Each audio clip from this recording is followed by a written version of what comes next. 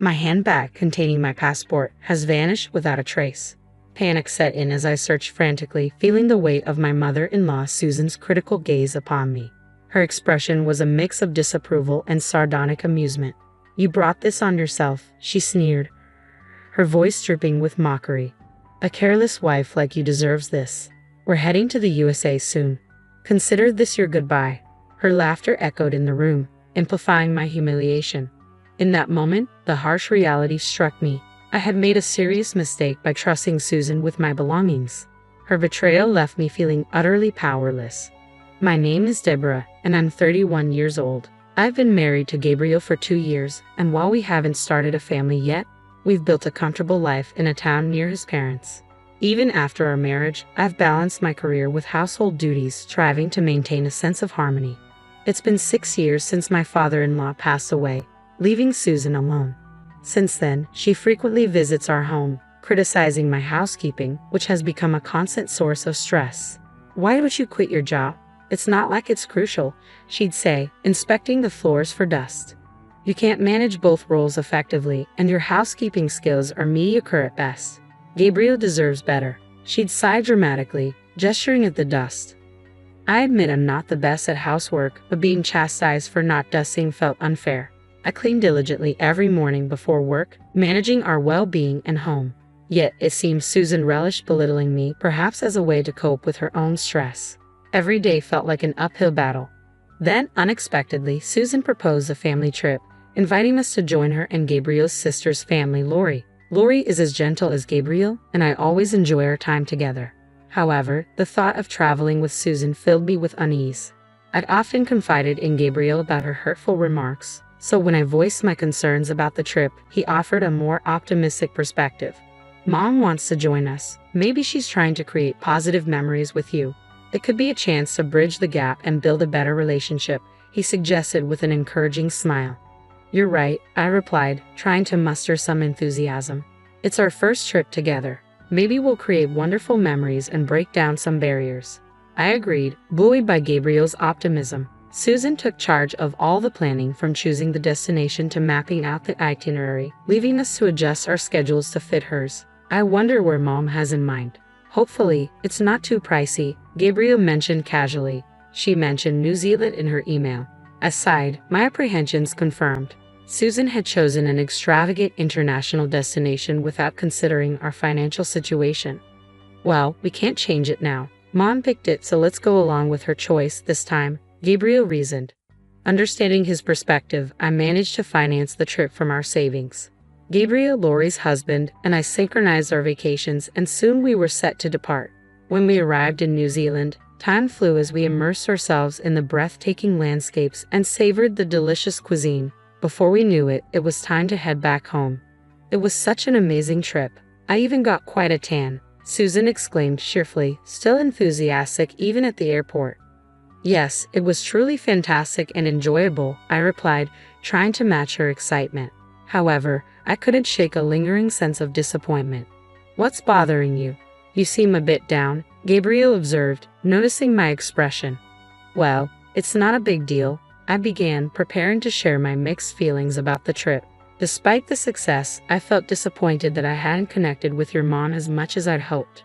We hardly had any private moments to talk during the trip," I told him. He placed a comforting hand on my shoulder and reassured me with a smile. "Don't worry too much about it. We all had a great time together, and that's what counts." His reassurance helped, but a part of me wondered if I was overthinking things. As we navigated the busy airport, Susan suddenly announced, "It's quite crowded here. I need to use the restroom before we board." She turned to me, adding, "Deborah, could you hold my bags for me? Everyone leave your bags with her, and let's go together." She handed me her heavy luggage and quickly joined the others heading to the restroom. "I actually need to use the restroom too," Lori said, noticing my overwhelmed expression. "I'll take over once I'm back. Just wait here for me." Not long after they left, Susan returned alone. "That was quick," I remarked, surprised to see her. "It was empty," she replied, glancing around. "Now, where did you put my bags?" "They're right over there." I pointed to her luggage at my feet. "Why is my expensive bag on the floor?" she snapped. "I gave it to you so it wouldn't be set down." "How could you be so careless?" She picked it up, holding it protectively as if it were a prized possession. Meanwhile, I was still struggling to manage everyone else's bags. Enough. You're so thoughtless. Why don't you go to the restroom too? I'll graciously keep an eye on your bags. Just leave them on the floor. Your inexpensive bag will be fine, she stated with an air of arrogance. Thank you. I'll be quick, I replied, placing my bag on the ground before hurrying toward the restroom, only to find a long line waiting for me. When I finally entered, Lori emerged shortly after. What about the bags, Deborah? She asked anxiously. I left them with Gabriel's mom so I could use the restroom, but it's really crowded in there. This might take a while, I explained, feeling a bit uneasy despite Susan's earlier claim that the restroom was empty. After what felt like an eternity, I finally made my way back. Lori was waiting for me, clearly not wanting to risk getting lost as she often struggled with directions. Together, we headed back to where we had left Susan, who was standing there alone, with the men nowhere in sight. Thanks for keeping an eye on the bags, I said, scanning the area. Strangely, my bag was missing. I'm certain I left it right here, I said as I checked all the bags, but mine was the only one gone. My bags are gone. You were here the whole time, right? I asked Susan, my voice trembling with panic. Your bag? I don't know. Maybe it was never here, Susan responded coldly, sending a wave of despair through me. No, I know I left it here, right in front of you, I insisted, feeling betrayed. I didn't see anything. Don't blame me, Susan retorted dismissively. I placed it there because you asked me to. What should I do now? My passport was in that bag, I cried out, my distress mounting as my mind raced with panic. Susan sneered at me, her smile dripping with sarcasm. Maybe this is karma for how you treated my bag, tossing it on the floor. A lousy wife like you deserves to suffer the consequences and stay behind in the USA. I don't have time to deal with this. You're on your own, or I'll leave without you, she declared coldly. Goodbye, she laughed mockingly, igniting a surge of anger within me at her callous words. But this wasn't just my problem. My bag contained everyone's passports. Without it, none of us could return to the USA. Susan's expression froze in disbelief. What? Why do you have everyone's passports? She grasped my arm, her voice rising in alarm. Lori, who had been listening intently, stepped in to clarify. We were worried about losing them with all the luggage, so Gabriel took charge of them. You might have forgotten because you were busy, Mom, Lori explained gently. Susan reacted sharply. Is that so? I must have been distracted and forgot, she admitted, her tone shifting as the gravity of the situation dawned on her. But why were the passports with you and not with Gabriel? That's odd. Gabriel had too much to carry, so I've been holding on to them since we left the hotel, I explained calmly, trying to diffuse the tension. Susan's frustration was palpable as she exclaimed, Why didn't you mention something so important? I had no idea your bag contained everyone's passports. I would have kept a closer watch if I had known. I found it hard to believe Susan's sudden concern.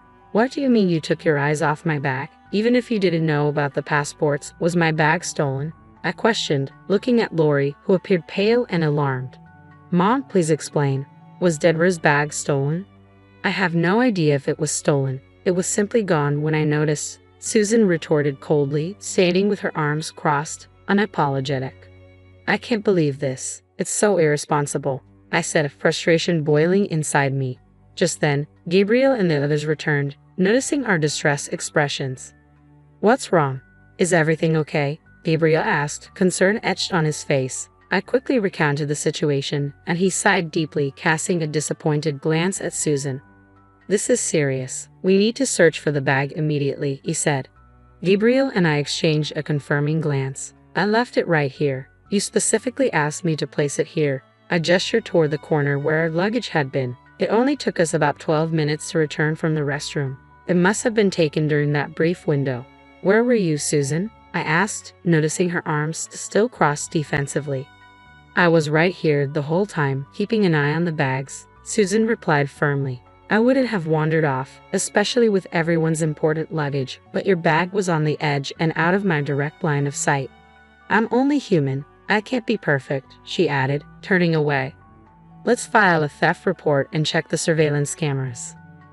The thief might still be nearby. We should act fast, Gabriel suggested, starting to approach airport personnel. However, Susan grabbed his arm. Hold on a moment. Filing a theft report seems extreme. It would be more practical and faster to get the passports reissued, she argued. Gabriel shook off her grip, determined. No, we need to act now and cover all our bases. Let's not waste any more time. We decided to file a police report for the security of the passports, after which we could reissue them at the embassy. Reviewing the security footage might also help us recover the missing bag. Lori, agreeing with Gabriel's suggestion, chimed in. Absolutely, Gabriel. We need to act fast.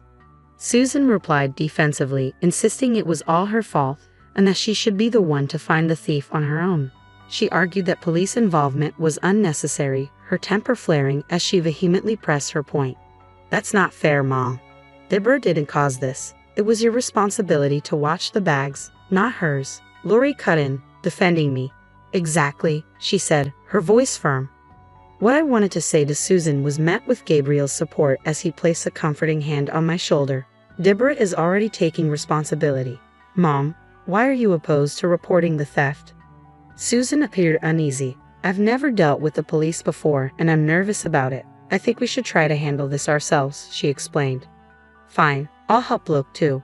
Let's split up and see if we can find anything on our own, Susan suggested, trying to shift the focus back to locating the thief. Just then, a young man approached Susan. There you are. I've been looking for you, he exclaimed, handing her a bag. I found this and thought you might be in trouble for leaving it behind. I'm relieved I found you. Your trip could have been ruined. Stunned, I took the bag from him. Where did you find it? I asked. In the lounge, on a table. I tried to get her attention, but she didn't hear me and walked off into the crowd, he explained. We thanked him profusely before turning to Susan, who was visibly shaken. Mom, what's going on? Why was Deborah's bag left in the lounge? Gabriel asked, his voice trembling with frustration. You left Deborah's bag there on purpose, didn't you? And you hadn't been watching any of our luggage either, have you? The weight of her oversight and its implications hung heavily in the air. It's unbelievable that you would treat Deborah this way, deliberately leaving her bag in a distant lounge to avoid security cameras. You knew they would reveal what happened, Lori said, her gaze locked on Susan with unmistakable disdain. I quickly checked the bag's contents. Passports, wallets, and mobile phones were all safe. We were incredibly fortunate that such a considerate person had found it. Relieved yet seething with anger, I confronted Susan. How could you do this? Susan, why would you behave like this? My frustration was clear and palpable. Unrepentant, Susan shrugged. I threw your precious bag on the floor because I was upset. I'm not the villain here. Who would have guessed that this shabby bag held everyone's passports? It was just a moment of frustration in the lounge. I didn't leave your luggage unattended, so don't misinterpret my actions, she defended herself. That's enough, Gabriel interjected loudly. Susan, think about how you've been treating Deborah since we got married. I kept hoping you'd change, but I was wrong. I failed to understand the pain you were causing her, Gabriel said sincerely, his apology bringing tears to my eyes. He turned to Susan with resolve. Mom, deliberately mishandling someone else's property is akin to theft, whether you realize it or not. Reviewing the surveillance footage will clarify what happened. Susan looked stunned by Gabriel's words. Wait, Gabriel, you're not seriously considering involving the police, are you? We're family, and Deborah is your wife, even if it's only by marriage. There's no crime in a mother taking her daughter-in-law's bag, she pleaded, desperation creeping into her voice. Gabriel's expression hardened. That reasoning is absurd, Mom. Your first step should be to apologize to Deborah, not to avoid responsibility by using our bond as an excuse. It's embarrassing for a mother. We won't report this to the police, but this incident has made it clear that we need serious changes in how we handle our family dynamics. He took my hand, a sign of solidarity. We're severing ties with you. Don't show your face to Deborah or me again. We'll be taking a different flight home. Please, Gabriel, hold on. This is too sudden. I can't accept this. Just give me a chance to apologize and make amends. I'm begging you, Susan pleaded, her voice tinged with remorse. She clung to Gabriel's feet, trying to stop him from walking away. This is disgraceful. Please stop, Lori interjected, her voice breaking as she pulled Susan away, tears streaming down her face. Together with her husband, they escorted Susan away, leaving Gabriel and me alone. Are you sure about this, Gabriel? Cutting ties with your mom? I asked, concern filling my voice. It's necessary. "You're the most important person in my life. I should have protected you better," he replied, embracing me warmly. We managed to book a different flight home, returning to our normal lives without Susan's shadow hanging over us. Lori also decided to distance herself from their mother. We moved far away from Gabriel's family home, completely severing ties with Susan. 8 months after our trip to New Zealand, I discovered I was pregnant. Susan would never know or meet this child. In our peaceful new town, free from her influence, we looked forward to our future. My only wish was for Gabriel, our baby, and me to live happily together, free from the turmoil of the past.